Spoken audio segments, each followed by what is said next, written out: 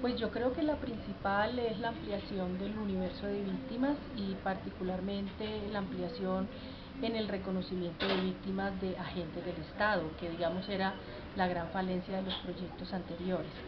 Y creo que también un avance en el sentido de reconocer y de disponer algunas medidas para las víctimas a quienes se les ha despojado de sus tierras y las ha desplazado, que digamos en los proyectos anteriores y en el caso del decreto 1290 de reparación administrativa, los desplazados y el tema de tierras eran expresamente excluidas de reconocimiento legal. En este proyecto de ley de víctimas se está hablando de restitución de tierras, pero no es restitución de patrimonio. ¿Cómo observa esta situación? Pues para nosotros esa es una gran falencia porque conforme a los principios internacionales la restitución debe ser abordada integralmente, es decir, una persona que ha sido despojada en razón de múltiples violaciones a los derechos humanos, independientemente de quién sea el victimario, no solamente pierde su tierra, está perdiendo su vivienda, está perdiendo sus enseres de trabajo, está perdiendo, digamos, animales y otros bienes que constituían su medio de vida. Digamos que los principios internacionales, particularmente los principios de Piñeiro, hablan de restituir la tierra y demás patrimonio, en tanto la tierra por sí sola no es una condición para el restablecimiento de las condiciones de vida dignas que requiere una víctima que debe retornar a su territorio. Si la ley de víctimas no incluye finalmente la reparación la restitución de patrimonio, ¿qué medidas se pueden tomar? Bueno, pues es muy complicado porque creo que en un primer momento, si la ley se aprobara tal como está el proyecto hoy, cabrían, digamos, acciones constitucionales para, conforme a los principios internacionales, tratar de extender esa reparación más allá, esa restitución más allá de la tierra. Podríamos también acudir a varias de las recomendaciones y mejor de las órdenes que ha dispuesto la Corte Constitucional en seguimiento de la T025. Si esto no fuera posible por esa vía, pues seguiría el país en una gran deuda con un universo de víctimas bastante amplio que ha perdido no solamente su tierra, sino sus bienes materiales de trabajo, digamos en este caso en el campo. ¿Cuáles son las observaciones que contiene la ley de víctimas sobre reparación y reparación colectiva, la participación de las víctimas y garantías de no repetición?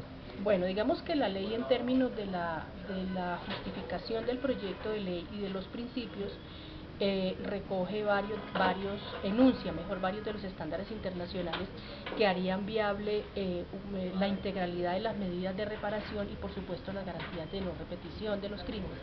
Sin embargo, cuando ya empezamos a abordar cada una de estas medidas, vemos que en varios aspectos el proyecto de ley no pasa de enunciados y que en otros casos, además de solo mencionarlas, también tiene contradicciones. Me explico. Por ejemplo, enuncia el derecho a la reparación colectiva. Sin embargo, de inmediato se le transfieren facultades al gobierno nacional para que en un plazo de 6 meses, de conformidad con los criterios de la Comisión Nacional de Reparación, formulara propuestas de reparación colectiva.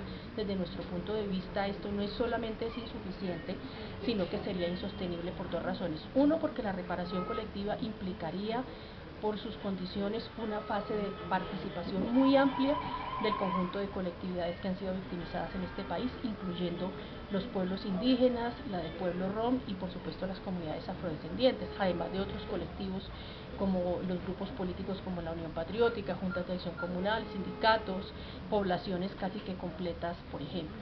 Y en segundo lugar, porque hacer alusión a unas medidas y a unos criterios de la Comisión Nacional de Reparación es asumir la reparación colectiva por un enfoque limitado. Primero, porque la Comisión de Reparación está limitada al sistema de justicia y paz, es decir, al tema de los grupos paramilitares. Y segundo, porque no hay una buena experiencia de trabajo del conjunto de poblaciones victimizadas por agentes estatales con la Comisión Nacional de Reparación.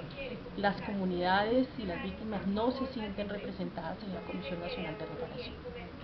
Frente a las garantías de retorno, ¿cómo figuran estas en la ley? Bueno, ahí el tema también es problemático porque por dos razones. Uno, porque estaríamos implementando un proyecto de reparaciones sin haber solucionado el conflicto interno armado y sin que haya medidas certeras para la desarticulación y sometimiento judicial al paramilitarismo, y eso es gravísimo, pues de hecho lo estamos viendo. Varios de los líderes que están trabajando por la restitución de tierra en las regiones han sido asesinados.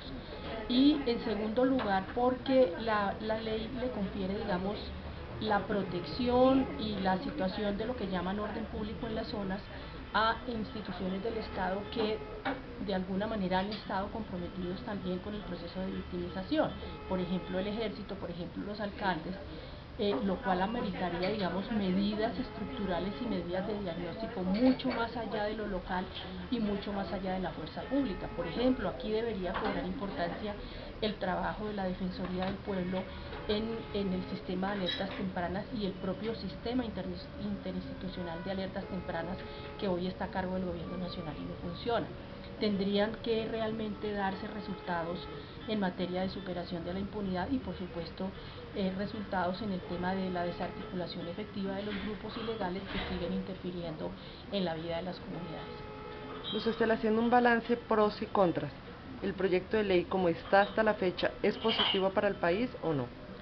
Yo creo que tiene aspectos positivos. Uno de los aspectos positivos es que después de los 8 años de persecución que hizo el gobierno del expresidente Álvaro Uribe a las víctimas y a las organizaciones que acompañábamos a las víctimas, es importante. Debemos recordar que el gobierno de Uribe, a través de su bancada, se opuso al proyecto de ley con razones fiscales y se opuso a otros proyectos de ley relacionados con el tema de víctimas, como es por ejemplo el caso de la ley de homenaje a la desaparición forzada. Acordémonos que el gobierno de Uribe objetó el proyecto de ley en homenaje a las víctimas de desaparición forzada también con el argumento económico. Posteriormente la Corte Constitucional le dijo no, y el proyecto va y el proyecto es hoy una ley de la República. Entonces representa un avance en ese sentido, que después de tanta persecución las víctimas y las organizaciones logran posicionar en el país la necesidad del reconocimiento legal de las víctimas y la necesidad de que las víctimas, independientemente de quién sea su victimario, puedan ser, digamos, reparadas y el Estado pues les deba cumplir con las obligaciones internacionales. Pero a la par pues hay aspectos negativos, ¿no? Algunas limitaciones que tiene la propia definición de las víctimas, el tema de que no se ha definido muy bien el ámbito temporal de funcionamiento de vigencia de la ley, el tema pues de las medidas que no pasan de ser enunciativas y por supuesto el tema de que esta es una ley que se centra solamente en algunas medidas de reparación y no constituye en sí misma un estatuto general de derechos de las víctimas que obligaría al Estado a abordar de conjunto el tema de los derechos de las víctimas, es decir, no solo la reparación, sino también el tema de la verdad y sobre todo medidas de justicia, medidas que facilitaran que el sistema judicial pueda rápidamente contar con mecanismos que logren dar resultados en materia de responsabilidad por los hechos que se han denunciado.